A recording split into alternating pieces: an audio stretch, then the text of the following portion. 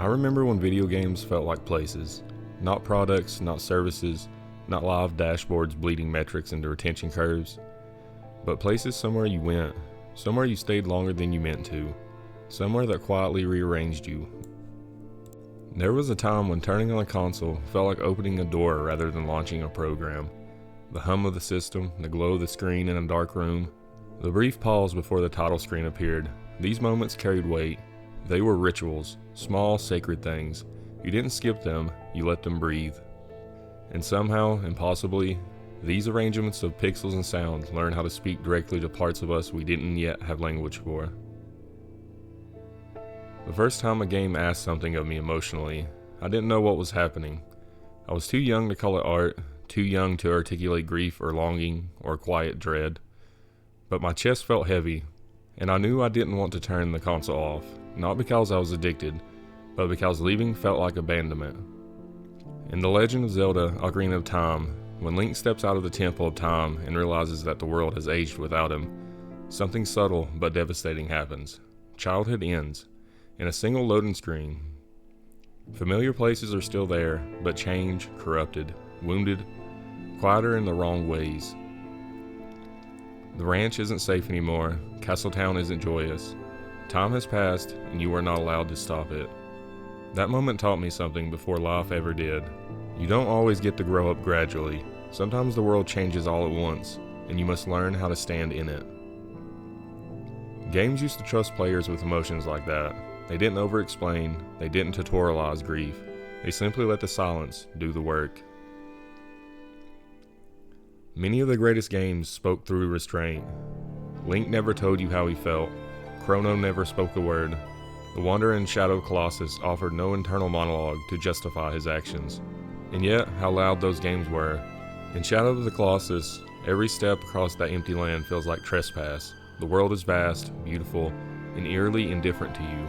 There are no towns to save, no NPCs cheering your progress, only towering creatures that are not attacking anyone. They are simply there, existing. When you strike them down, the victory feels wrong, heavy. You don't celebrate, you sit in the aftermath and listen to the wind.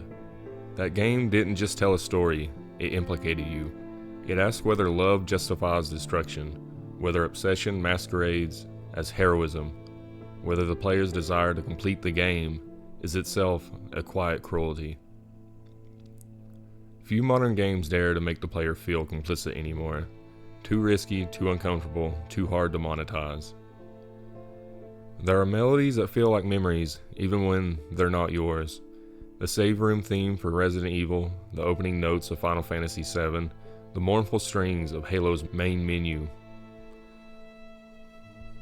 These weren't background music, they were emotional anchors. You hear them years later and suddenly you are 14 again, sitting on the floor too close to the TV. The rest of the house asleep, the world reduced to a screen and a feeling.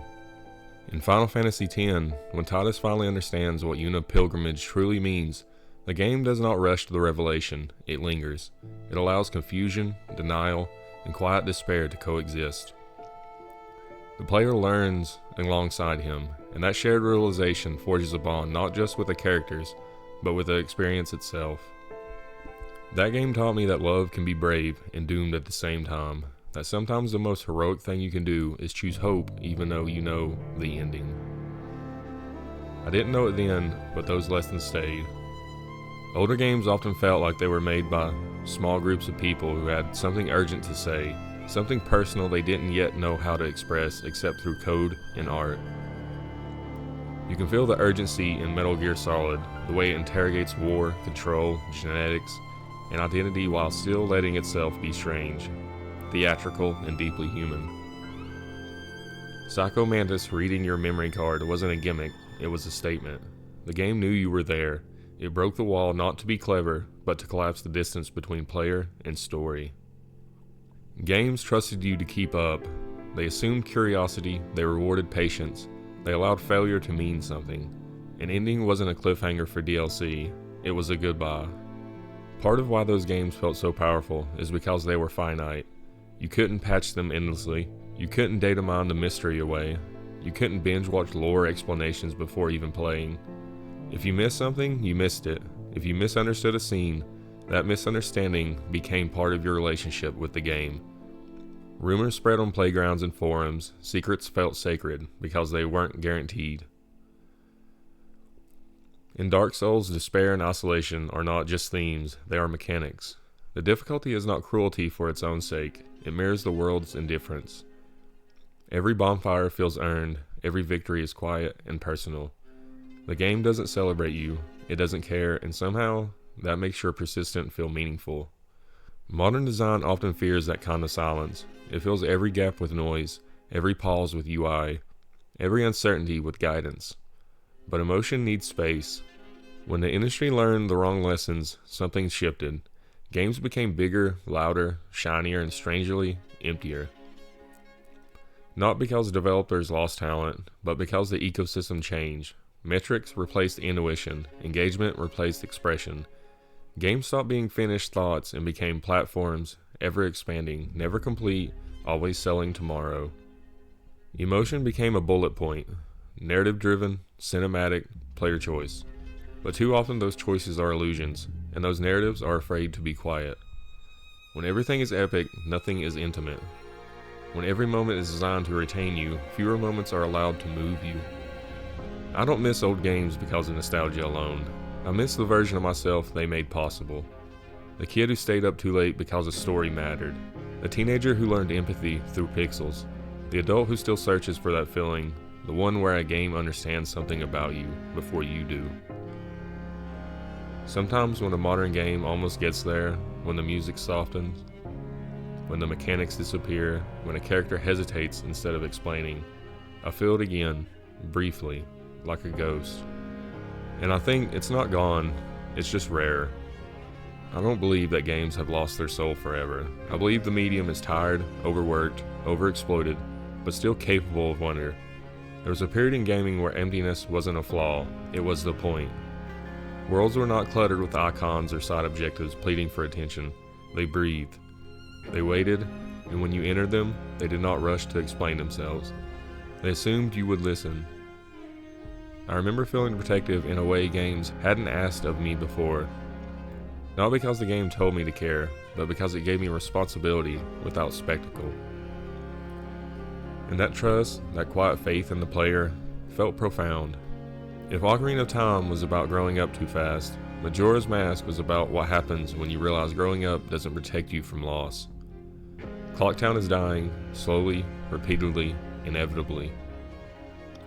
Everyone is afraid, but they are afraid in different ways. Denial, rage, obsession, acceptance. The moon looms closer with each cycle, its face frozen in a grotesque parody of innocence, like a reminder that time does not care how much you've suffered.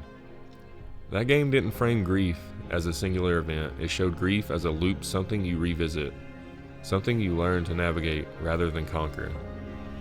Every mask carries a story, every transformation is a borrowed pain, and when you reset time, you save the world, but you erase the relationships you built. The characters forget you, the healing you provided disappears, only you remember. That realization stayed with me far longer than the mechanics themselves. Sometimes doing the right thing means carrying the weight alone. Few games have ever trusted players with discomfort the way Silent Hill 2 did. Not jump scare discomfort, not gore for shock discomfort, but emotional unease. The kind that creeps in slowly and refuses to leave. James Sunderland is not a hero. The town does not want to save him. The monsters are not obstacles to overcome, but manifestations of guilt, repression, and self-deception. Pyramid Head is not a villain, he is a sentence. What makes Silent Hill 2 extraordinary is its refusal to absolve the player. You don't get a triumphant redemption arc by default. The ending you receive reflects how you played, how reckless you were with your own health, how obsessed you became with certain characters, how you behaved when the game wasn't explicitly watching. The game doesn't tell you what it's doing, it doesn't announce its judgment, it simply remembers. And when the truth is finally revealed, it lands not as a twist, but as a reckoning. That game taught me something difficult and rare. Sometimes the scariest thing is understanding yourself too clearly. Even multiplayer used to feel different. I don't mean smaller servers or worse netcode, I mean intention. In Halo 2 and Halo 3, Lobbies were communal spaces. You recognized names, rivalries formed organically. Trash talk existed, sure, but so did camaraderie. Late night matches felt like shared rituals rather than scheduled obligations. There were no battle passes counting down your enjoyment, no psychological hooks designed to keep you just uncomfortable enough to stay. You played because you wanted to. You stopped when you were tired. And when the match ended, it ended. The music during Halo 3's final mission aches. It understands that this isn't about saving the galaxy anymore. It's about finishing something you started with people who trusted you. When the screen fades and the last notes play, there's a sense of closure that modern games rarely allow themselves. Because closure doesn't retain users. At some point, games stopped asking, "What does this mean?" and started asking, "How long will this keep them here?" The shift was gradual, almost polite. It arrived disguised as convenience, accessibility, abundance. But something intimate was lost in exchange. Worlds became filled with things to do, but fewer reasons to feel.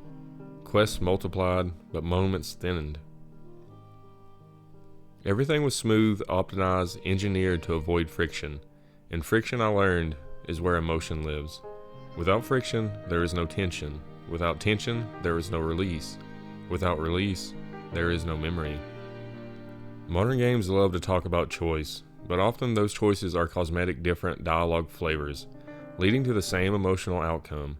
Different endings that vary in color palette, but not consequence. Many modern games are terrified of making players uncomfortable for too long. Sadness must be brief, failure must be softened, loss must be reversible. Death is often temporary, consequences are negotiable. The player must always feel powerful, always feel validated. But some of the most meaningful games made me feel small. In Half-Life 2, you are not a chosen one in a mythic sense. You are a physicist navigating a world that is already lost. Resistance feels fragile, victory feels improbable. The silence between gunfights, the abandoned homes, the quiet coastlines speak louder than the exposition ever could. That game understood restraint, it trusted atmosphere, it trusted the player to sit there with unease. The most unsettling shift came when games learned how to imitate emotional design without honoring emotional truth. Music cues engineered to trigger nostalgia. Characters written to be relatable without being specific. Moments designed to be clip-worthy rather than lived in. Emotion became a tool instead of a goal. You can feel the difference. One feels like confession, the other feels like performance. And players, even when they can't articulate it, know. I sometimes wonder whether I've changed more than the medium has. Maybe it's easier to feel awe when you're young. Maybe repetition dulls wonder. Maybe time itself is the real antagonist. But then, every so often, a game breaks through. And suddenly I feel it again. That tightening in the chest. That reluctancy to turn the console off. That sense that something is being said just for me. When I revisit old games, I'm not just replaying mechanics. I'm meeting past versions of myself. These experiences don't age the way graphics do. Their emotional resolution stays sharp, because it was never about fidelity. It was about honesty. Some people dismiss games as distractions, as toys, as escapism. But escapism is not the absence of meaning. It is the search for it in unfamiliar shapes. Games taught me patience. They taught me empathy. They taught me the stories don't have to look like books to change you. And when they stopped trying to change me, when they only tried to keep me playing, I felt the loss like a quiet betrayal. I still believe. I believe because people still care deeply enough to create. Because silence still has power. Because somewhere, someone is making a game not to dominate a market, but to say something true. And when that game finds its player, alone, late at night, controller warm in their hands, it will do what games have always done at their best. It will listen. And in that shared silence, something human will pass between machine and heart, the way it always has. Not because games are the same as they used to be, but because the need to feel, to connect, to remember, has never gone away.